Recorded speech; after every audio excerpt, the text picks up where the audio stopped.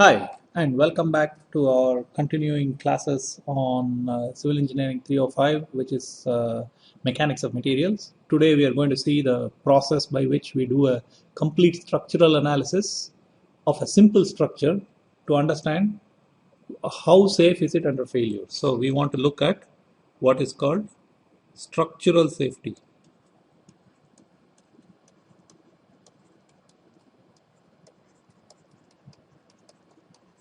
To give you an example, look at this crane, which is actually a crane in Doha, which is carrying some heavy loads. I want you to see that somewhere out here there will be a load W, and we want to figure out how thick to make this cable.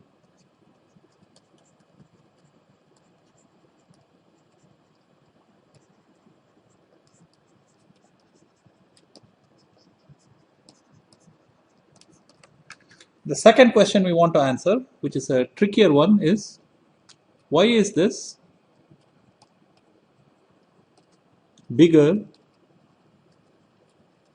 in cross section than the cable?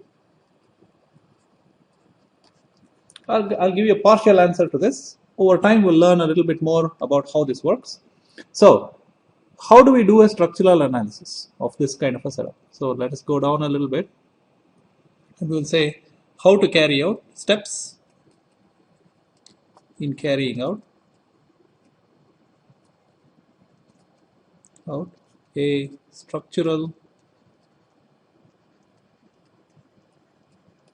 safety evaluation. We are doing a simple version. We are not going to do a complex version. We are just going to do a simple version of this. So please remember, this is simplistic version.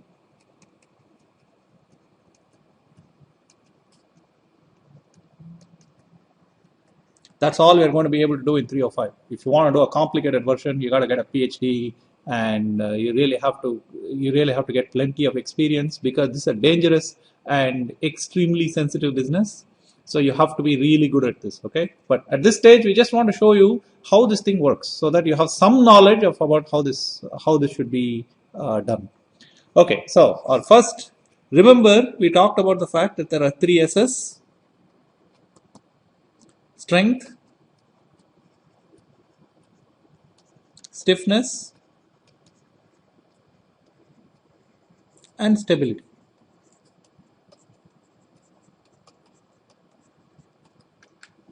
So typically this is very hard, and like all undergraduate courses, we will not do that until the very end, because this is really hard.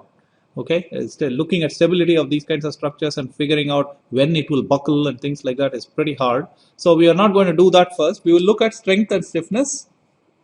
Typically these two things are interconnected.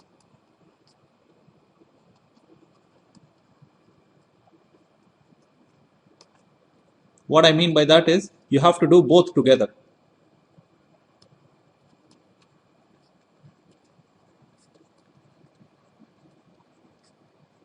Except for some special circumstances.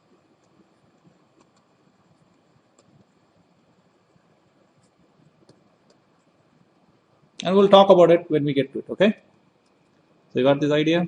Very good. So now let's get into this. Let's get into the detail of this. So our steps are the following. And by the way, it's a good idea to memorize the steps, because we will do this again and again and again. I am not one of the people who say you don't have to remember everything. Everything is available in Google. Okay. Just to give you an example, your name is there in Google. That doesn't mean that you shouldn't know your name. Okay. There are certain basic things that you have to know. Roughly speaking, if you have to have a conversation with somebody in a particular language, you better remember the words in that language. Okay, so this is an example of some of the words in the structural safety language that you should know. So the first one that we are going to do is identify. So first one we are going to do is identify the load.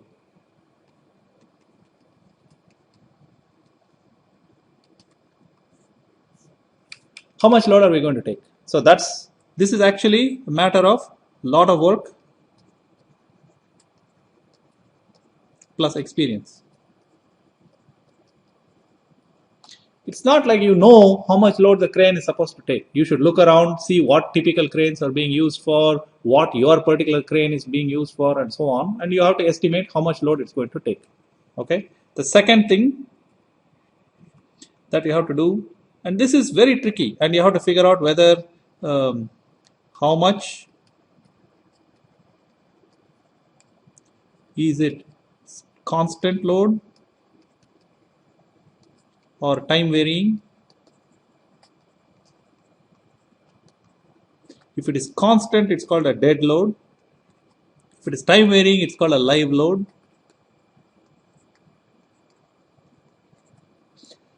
And if it's time varying, you could have regular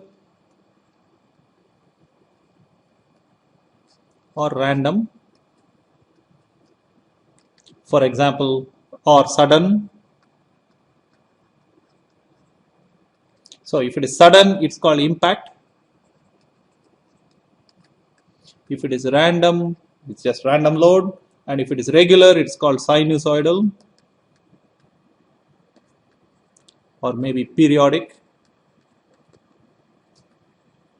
Typically, machinery will have periodic load. Like, if something is spinning at a steady speed, it will have a periodic load. Impact loads are things where you're worried about crashes and that kind of stuff. So you have sudden change in load, that's an impact load. Random loads are things that happen because of wind loading, because there's an earthquake or some unexpected event that causes things to shake around a bit. That's called a random load. Okay, so you have to know what kind of load it is, how to